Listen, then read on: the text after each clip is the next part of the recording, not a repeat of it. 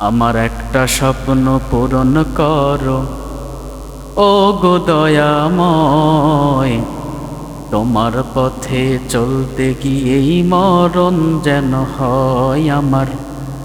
তোমার পথে চলতে গিয়েই মরণ যেন হয়। আমার একটা স্বপ্ন পূরণ করো ও গো দয়াময়। তোমার পথে চলতে গিয়েই মরণ যেন হয় আমার। তোমার পথে চলতে গিয়ে মরণ যেন হয়।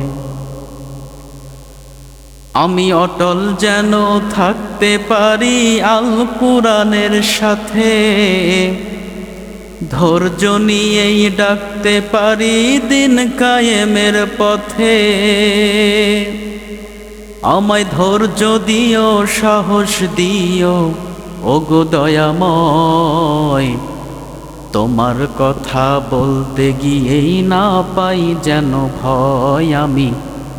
তোমারই গান গাইতে গিয়েই না পাই যেন ভয়। সকলে বলে আমিন।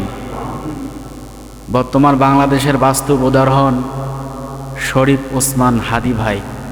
তিনি এটাই চেয়েছিলেন, আমরা ততক্ষণ পর্যন্ত থেমে থাকব না যতক্ষণ না পর্যন্ত আমাদেরকে শহীদ করা না হয়।